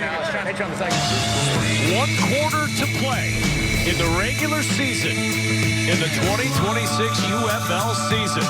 We've seen action through the first 3 quarters in a 1-point game as we enter the final quarter of the regular season with Joel Klatt, Jake Butt, Mike Pereira in our Rules Center. Our entire Fox crew, I'm Kevin Kugler. Great to have you with us for the finale in the regular season in the UFL. We start with a 3rd and 1 in the 4th quarter for Louisville. DeLillo he throws his hand up. Davidson, a first down and more for the Louisville tight end. Good job, guys. Good job. Well, when you lean into the run game with the effectiveness that they're able to do, what do you get? You get flow going this way, and then now you can get the tight end going out the opposite direction. Good job by DeLillo. Good ball handling in the backfield, and then just a little slip route by the tight end, and that creates a first down for the Kings. 11 yards later, they move the chains. And you talked about it earlier. Chris Redmond looking like he was wanting to emphasize fundamentals and clean football through 3 quarters, and penalties were a big problem last week. Nary a penalty tonight against the Louisville Kings. He's got to be thrilled with that. I mean, last week was such a significant penalty problem. And this week, not a 1, 13-0. That's crazy. I mean, here we go. There's an old coaching adage, and really in life this applies. You achieve what you emphasize. Get him on that space. You know, and just talking about it, talking about the fundamentals. Here we gotta go. Lining up properly. A lot of penalties you can control. Some of them you can't, right? You know, you dive in, maybe grab a face mask or something, and you're not meaning to. But a lot of penalties you can control. And they've certainly done a good job tonight. DeLillo trying to fit it into Caden Prather. A little wide of the target. It's 3rd and 7. It's a little quick, a little low. That in-breaking route. Tough to get your rhythm. You're not out there for so long. Again, DeLillo played late last season. Started the last regular season game for DC. Went 18 of 26 for 142 yards in that game. He ran it 10 times for 60 yards, so he's got some legs. But when you play this few and far between, remember, there's no replicating these types of live reps. And so he's going through this for the first time in a year. It's tough. 3rd down and 7 off his first incompletion. He'll throw on 3rd and 7, and he'll throw deep. A good adjustment, but could not come back to it. Caden Prather just a little bit short of snaring that one, and it's 4th and 7. We're still going. We got to go. I mean, heck of an adjustment that Prather tries to make. This was thrown way underneath. He looks like he's trying to go deep to the corner of the end zone, and this ball is thrown way short, and he's trying to get back, but just can't get back to it. I know he wants that, but man, that's a tough catch. Cross midfield, they have to go for it on 4th down. So they will go on 4th and 7, and the play clock winding. They say he got the snap in time, but pressure forcing Galillo on the run. He's in trouble, and he's sacked. Kendrick Whitehead was in hot pursuit, and he's able to catch up to the Louisville quarterback and throw him down on 4th.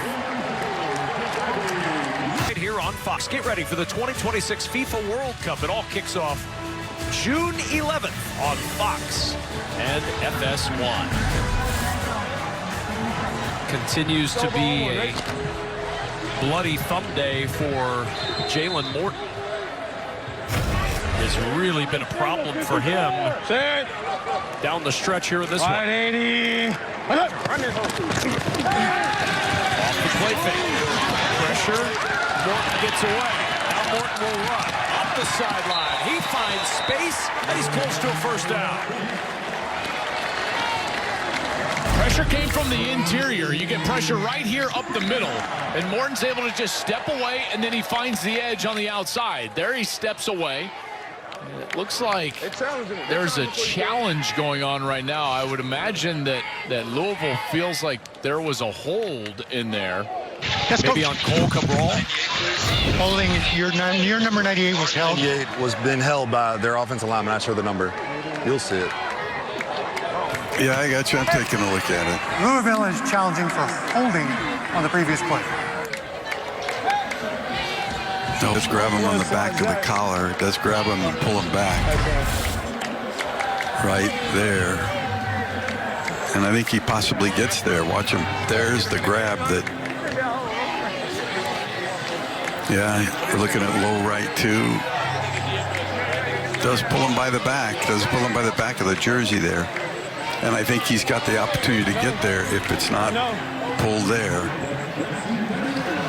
Okay, we are going to go with the hold. Grab in the back and pull. It's going to previous spots the 38, Frank. Okay. So we're going to go back from the 38 to the 48. We were on position tree. 38 to the 48. What was the number of that? We're going back. It's Carson White. 20? So a good super challenge by Chris Redmond. After reviewing the play, holding number 69 of the offense. 10-yard penalty is still 1st down. Louisville is not charged with a timeout. Yeah. Let's go. Travis Bell just beat Cole Cabral so quickly. That's all Cabral could do is grab his jersey right there. Just great get off by Travis Bell. The quickness in there at 310 pounds. That was a great rush from the interior. I can tell you that's not what, as a quarterback, you feel like you can handle outside rushers. As long as you can step up in the pocket, there's ways that you can manipulate the pocket. But when you get somebody right in your face right away, that's so difficult. Travis Bell there producing the pressure right on the interior. They've got a jersey torn as a result of that as well. 1st and 20. 180. After the hold, back to the 48-yard line. On the slant, it's Chisholm. Good tackle as he tried to turn it the other way upfield. That was Diago Brumfield who was able to make that stop. And I'm surprised that they haven't tried to attack the outside. Remember, guys, way a long time ago, Cameron Dantzler, the starting corner for Louisville, was ejected from this game for throwing a punch. And Diago Brumfield came into the game as a backup corner, and they haven't really gone after him at all. That's really the first time we've seen him attack number 24, but he makes the play. Yeah, first time we've called his name tonight, 2nd and 16. Morton will throw right side, incomplete. They were going back after Brumfield this time, Joel, and Kiki Chisholm the target. Well, he had him. He had a step here. Brumfield's given a lot of space here and cushion to Kiki Chisholm, and Chisholm just takes too long getting out of his route. You can see the timing there between he and Morton is just not correct. That's a timing route trying to get what's called a bang 8. An 8 route is a post. And then if you want it to be quicker and in front of the safety, you call it a bang 8. And that's what they were trying to complete, and they couldn't do it. 180. What's that? 3rd and 16. Morton flushed. Morton going to run, and Morton upended at the 42. How about Brumfield again? That was the Diago Brumfield highlight reel. 2 really good tackles on this series alone, and as Morton gets out of the pocket to the right side, here's Brumfield. He falls off his route, and then he goes right after the legs, and he keeps his helmet to the outside. That's a textbook tackle, going after the legs like that. 71. Big quarterback. Remember, Morton is 226 pounds. Brumfield only 190. Giving up all that weight, and he goes after his legs, and he gets him. All right, a chance for another 4-point field goal. He hit from 61. This from 60. The line drive this time is no good. And the first miss of the night for Jonah Dalmas. And how about the super challenge? It pushes. He missed out on his game of Ted Jenga, which happened as soon as our camera cut away. Can you pull out one on the bottom without the whole thing toppling? First down. A run up the middle and a yard or so. Not much up the middle for Jaden Shurden on that carry.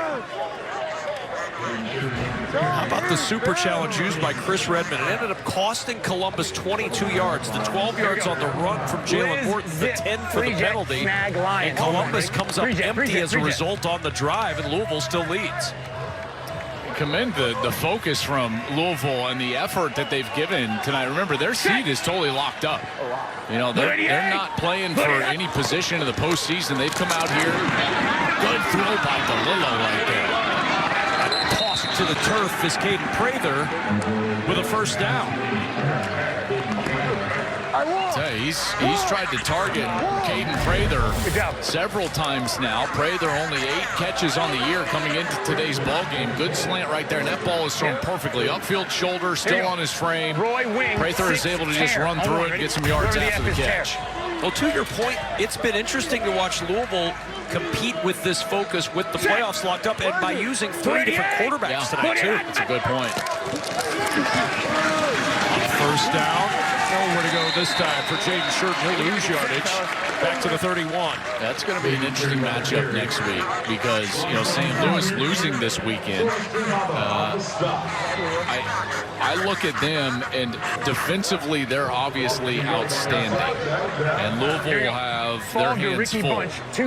Chandler Rock get themselves loose a little bit against St. Louis, but St. Louis has struggled so much trying to find consistent passing game. You know, they've gone through several quarterbacks themselves. First time out of the half during the course of the year. So that's going to be a fascinating and a really good matchup. Yeah, it's 2 defenses that are really hitting their stride.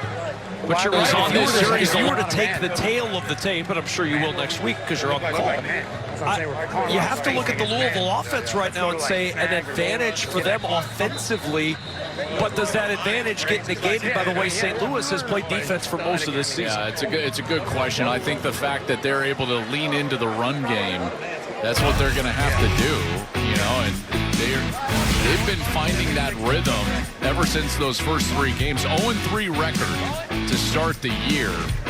And 16 points per game, -3 in the turnover differential. But then the last 6 weeks, they have turned it on. 5-1, 29 points per game, +10 in the turnover margin. And they've been great turning those into points. You know, one of these stats that us nerds look at, I look at least, is the points off turnover margin. You know, what are you giving up? What are you scoring after a giveaway or takeaway? They're +47 in that, best in the UFL. Really opportunistic team. Well, teams that are that slanted one way on the positive side are rarely teams that have losing records. Those are usually teams you're talking about going to the playoffs. That's right. And remember, this is just a way different team than that 0-3 start. And they had to find themselves. This is a brand new organization now, right? Like, this is the first year Louisville. Chris Redmond gets this opportunity. He's putting together this roster, and it took them a little bit to find out what works, but they found what works. And here's what works: a dynamic quarterback in Chandler Rogers, and a run game that can sustain drives. Again, over the last 3 weeks, they've run the ball for 161 yards per. They're doing that again tonight, 118 on the ground. DeLillo floats that one with good touch into the waiting arms of Tyler Hudson, and that'll be a first down. And you talk about the changes Chris Redmond made. Don't forget, all 5 offensive line starters are different from week 1. That was a major change for Chris Redmond. Not only the quarterback position, traded his starter away, but they retooled that entire offensive line. And as we've seen in this league, that's not easy to do. Well, and you've got to find the right combination. You know, it's not about just like, oh, who are our 5 guys up front? It's where are they playing, where are they best, how do they work best together? And they finally unlocked that combination, in particular in the run game. And off and a burst into the end zone. It's Jaden Sheridan with the touchdown, his first rushing touchdown of the season. Number 2. Oh, what? Oh, no, go for one. One. Columbus gets caught right here in a blitz. And when you blitz your second level, what happens, you get 1 crease, and now you don't have any levels of defense. Watch, you're going to get walk up here. Well, now, if you get just 1 crease, bang, it's gone, and there's no one there. It's just you and the safety, and he just outruns the safety, and he's into the end zone. Michael Lawson took a bad angle from his safety position, but you get 1 crease like that. Credit that offensive line. Covering up color. Chris Redmond loving it. That's exactly why they've been so effective on the ground. And then you broke perfectly, and I was like, are you okay?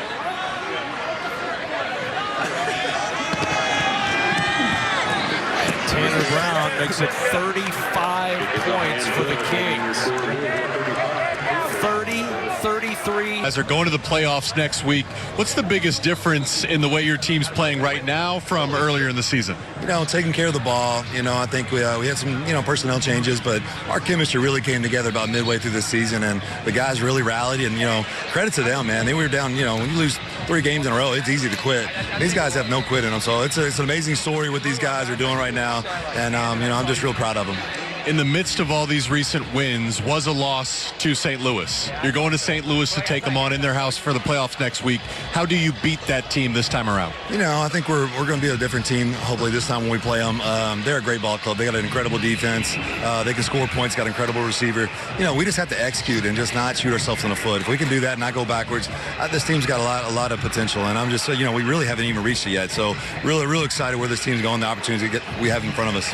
A chance for your quarterback, Chandler Rogers, to get some rest today. What do you need to see from him to help lead your team to victory next week? He just got to do what he does. I mean, he's just such a good decision maker, great leader, and does everything on and off the field the right way. So I just want him to, be himself and not just because we're in the playoffs, you don't have to be any kind of different person. Just be who you are and believe in yourself, and we're going to be fine. Looking forward to watching you guys compete, Coach. Thank you. It's been a great story this year in the UFL.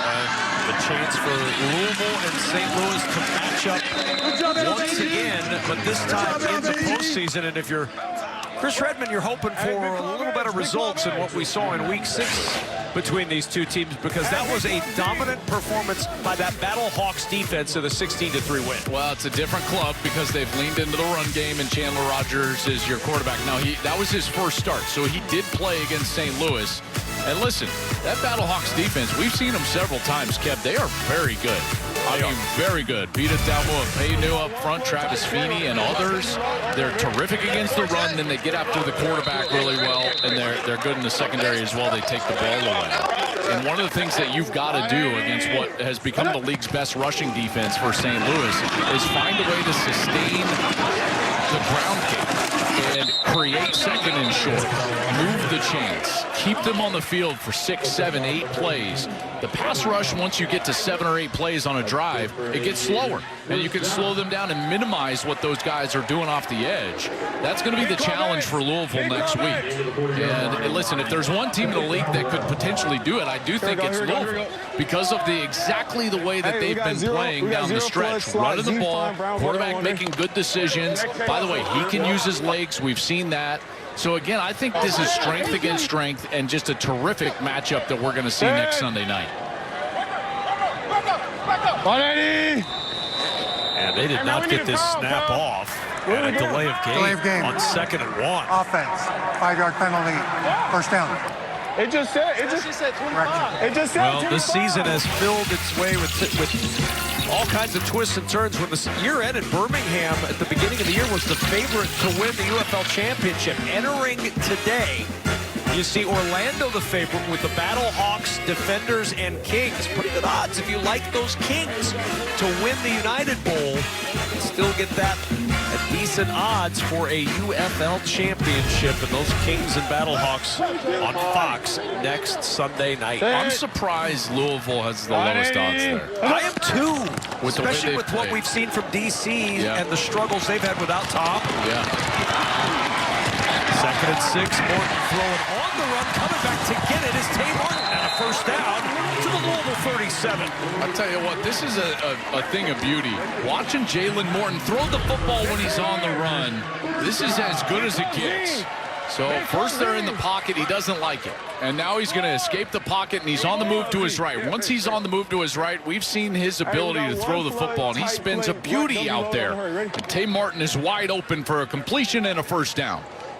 And, of course, still battling that injured index finger on his throwing hand. I can't tell when he throws it, can you? No, not at all. That's not on that ball for sure. Here's Toa, punishing run to the 25, and another first down. Big Club Z, Big Club Z. What do I always talk about with Toa? His physical runs. And listen, as a guy that, Jake Butt, you're kind of a pseudo O-lineman, right? Tight end, kind of pseudo O-lineman. Doesn't it get you all charged up when the running back runs physically like that at the end? Group feeds off that, and that's why you block so hard, and hopefully they're getting to see some more of it here. A better job done by the Kings to shut down that physical Toa run. We've talked a lot about Louisville. They're playing next week against St. Louis, but tip of the cap to this Columbus Aviators squad over the last couple of weeks. Would have been real easy for Ted Ginn Jr.'s team to just put a stamp on this and drop it in the mailbox for the last 2 weeks and mail it in. They go out, they beat the Stallions last week, put 36 on the board, 27 points and driving for more in this game. Yeah, I feel like they found something in the last couple of weeks offensively with Jalen Morton as their quarterback that they would feel good about moving into next season. 2nd and 9, Morton under pressure, and he'll just heave this one down the sidelines. Nobody in the area. Was he out of the pocket? He's out of the pocket. Yeah, he had moved over, took a couple of shuffles. I thought he was out of the pocket. Good pressure there from Louisville. There's some question here. He just needs to get basically, outside of about that line right there. And as he shuffles over, I feel like he's clearly outside. And then he just heaves it out of play. Hurry. Just the outside shoulder of the tackle. 9.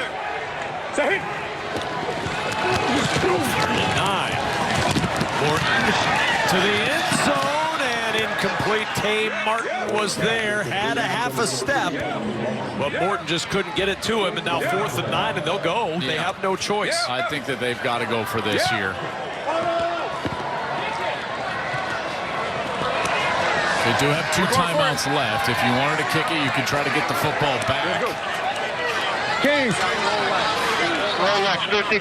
Just left 54. You got 10 seconds. Left 54. Get him up on the back. They've got to hurry. That play clock is winding.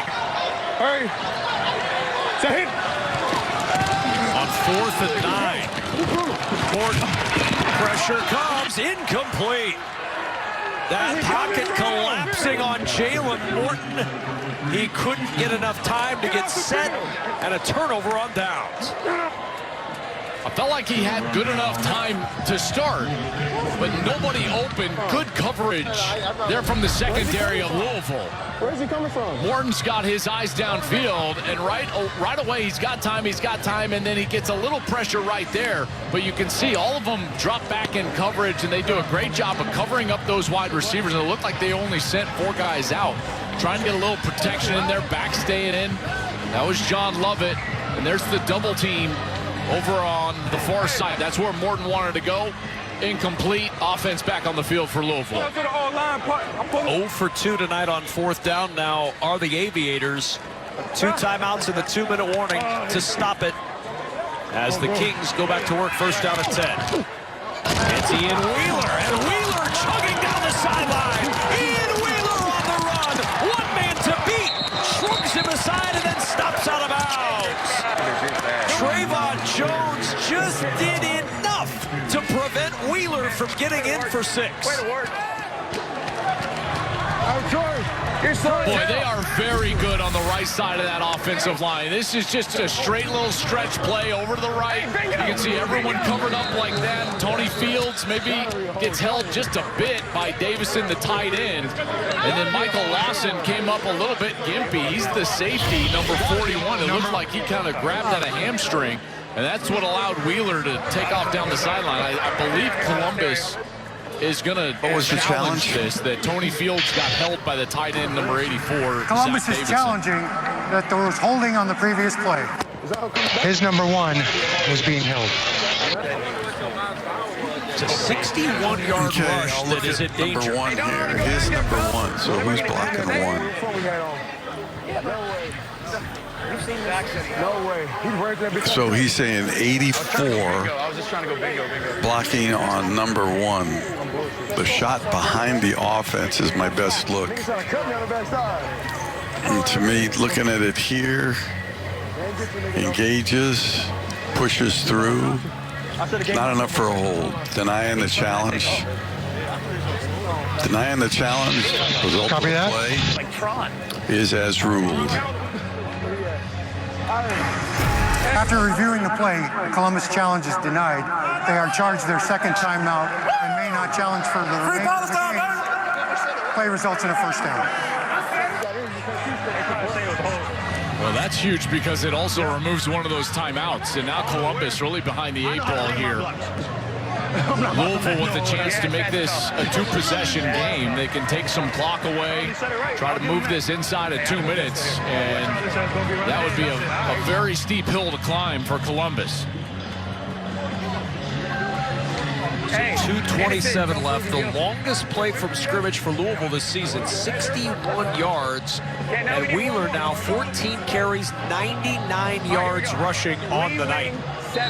You look up and I tell you, look at that run game. We've been talking about this. Last week, 212 yards. Kev, look at it, 196 tonight. I mean, like, they have just been so good on the ground. Really for now the last 4 games. Nice cut by Sheridan in the 2nd. Then a stiff arm, and Sheridan on a play that looked like it was going to lose yardage gets positive yardage with a flag down. 27 defense, we're going to go half the distance to the 5. Personal foul, face mask, number 27 of the defense. Penalties enforced, half the distance to the goal from the end of the play. 1st down. Smoke Monday comes in. There's the grab of the face mask. Just good, hard running from Jaden Sheridan. We've seen that a couple of times. Not the biggest guy, 5'8", 189, but just refuses to get tackled. And there's the grab of the face mask, turns the head, draws the foul. Ian Wheeler loving it up there. And all of these runs over that right side. Jalen Thomas, Juwan Bushell-Beatty. That right side of that offensive line has been doing some serious work. Oh, no snap. They do not have to snap this football before the 2-minute warning. Clock continuing to run, and they're not going to. Stan, what are you saying? So 1st and goal, and the 2-minute warning has arrived. Those 2024 Stallions, by the way, won the UFL championship. Hey, if Columbus tries to let them score here, they should go down and not score the touchdown and try to take more clock off of this. And off. They do not let them score. Sheridan is stopped by Smoke Monday, and it's 2nd and goal. That's exactly what Louisville wants right there, you know, because they're in such easy field goal range. No, granted, you still have to go make it, but Tanner Brown has been terrific for them. One of the best kickers in the league this year. He's absolutely the best kicker in the league. Now you can take all this time off the clock. DeLillo won't snap it until inside of 5 with the play clock. Get set. We got 10 seconds. Don't just run into the end zone. That's the only way Columbus has a chance in this game. If they try to let you score, just go down at the 2. Second down. Sheridan go to the edge. And he reaches across for the touchdown. His 2nd rushing touchdown of the night, and it's 41-27 Louisville. And I know it sounds crazy, but it is the only chance Columbus has in this game is if they scored right there. Louisville scored right there. Sheridan should have just gone down at the 2-yard line. They can take all the clock that they want out of this, kick the field goal, make it a 2-possession game inside of 10 seconds. Now instead, Columbus is going to have an opportunity at least to go back on offense and perhaps with desperation put something together. Todd Haley was wanting them to do that on the snap previous. Let them score. Thanks, man. Congrats to you. Boy, I should have saved myself a 6 months. Tanner Brown's extra point makes it 42-27 Louisville with 1:14 to go. I got you, J-Rod. I'm bullshit. And listen, I know that's like, this is such low percentage. But again, the only thing Columbus needs is time. Because they needed 2 possessions. They knew they were going to be down 2 possessions. So all they wanted was more time on the clock so they could try to get 2 possessions. All the way out. All the way That's what Todd just Haley was thinking about organize it, Tito. right at the 2-minute warning. They should have let him score. They didn't. They tackled him once. At that point, Louisville, you got to know, go down. I'm sure there's a lot of people that disagree with that. Kev, what do you think? Jake, what do you think? I think you go down there. I think you're at this point playing to end the game. You know you're in the playoffs. A win doesn't make a whole lot of difference, and you're going to win if you go down in bounds and let the clock run out or essentially run down to 10 seconds. Yeah.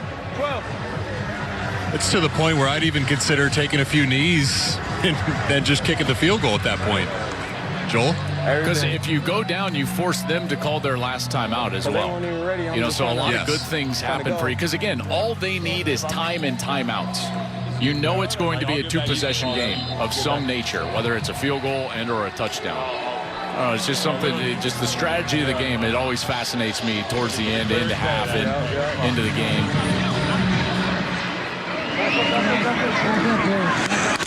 Kickoff to the 10-yard line.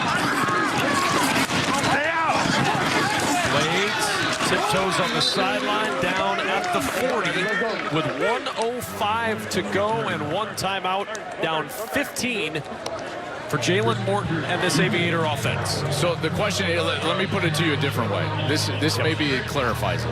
Would you rather be down 15 with 1:05 and a timeout, or would you rather, or down 11 with 20 seconds to go and no timeouts? Yeah, I'll take the 15 with 1:05 and a timeout. Either way, correct. It's an awfully steep hill to climb. Well, yes, but you have a glimmer of hope here. This is a better chance for Columbus, however slim those chances are. 180. What's up? Morton to throw. Over the middle.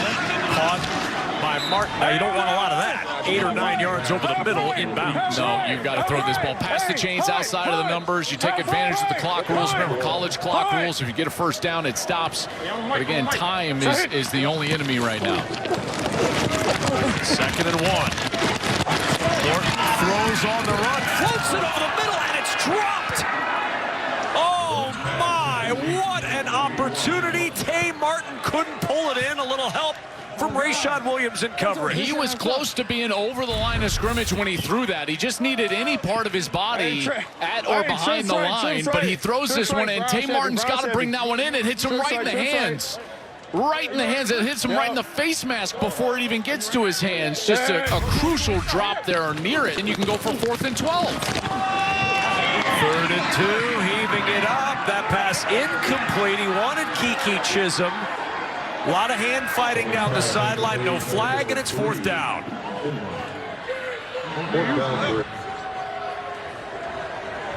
Oh, it's her left. We did not even.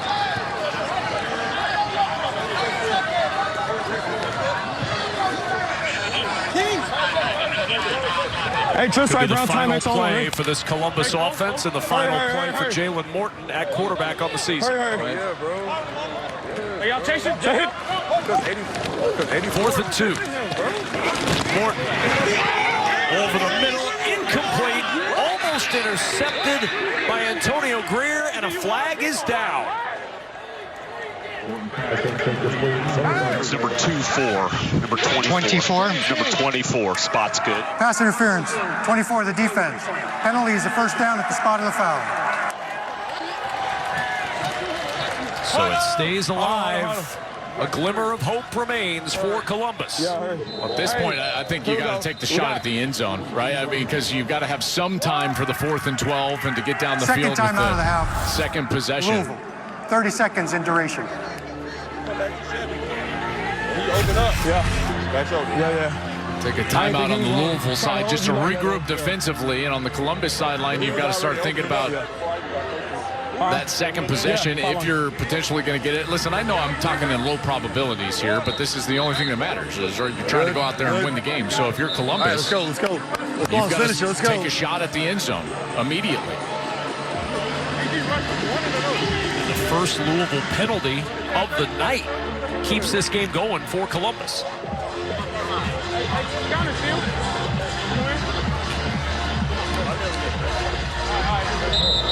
29 seconds to play. Columbus still has 1 timeout. Hey, here we go. We got out left stack. 75 Z pylon X in on one. Everybody get a pick. To the right. All right. Set. I said. Throws short. Catch made by Oaks. Down the sidelines, and Oaks out of bounds inside the 20 with 21 seconds to play. Now you take a shot at the end zone as quickly as you possibly can. You can try to go 4th and 12 and then heave a Hail Mary. That's the only path to victory here for the Aviators. Cannot complete this ball short of the sticks. You'd have to use the timeout right away. All right, here we go. We got bunch right open. Brown Buccaneer, H-Rail on one. Yeah. Play clock under 10. 180. Right side. Morton taking a lot of time. Now on the run. Morton pulled down inbounds with a flag down on the play. Seconds on the clock, 12 seconds. Got a flag back down. Holding, 71 of the offense. 10-yard penalty, still first down. Please reset the game clock to 12 seconds. 12 seconds. Hey, DG. Matt Farniok, the center, number 71. There's the hold right there as Morton is leaving the pocket. Middle of your screen. Just takes him down. You can see the laundry hit the turf. It's a good look right there. Farniok, just a big old grab of the jersey. That's right open here. Brown Chevy, F-Pylon one. Could ill afford that. Yeah. Back now to the 27-yard line. 12 seconds remaining in the season. Morton to the sideline, incomplete, jarred out by Brumfield, who has played a whale in the second half for Louisville. Came in after Cameron Dantzler was ejected early in this game, and Diago Brumfield has played really well and now gives them some depth moving into next week into the playoff. You've obviously interceptions this year. Dantzler is a good matchup for Akeem Butler, who's 6'6". Dantzler is at least 6'2" next week against St. Louis, and then you got Brumfield out there. Could be the final play of this one. 5 seconds to go. Morton in trouble. Down he goes. The sack ends the season for the Columbus Aviators and sends the Louisville Kings into the playoffs with a 42-27 win.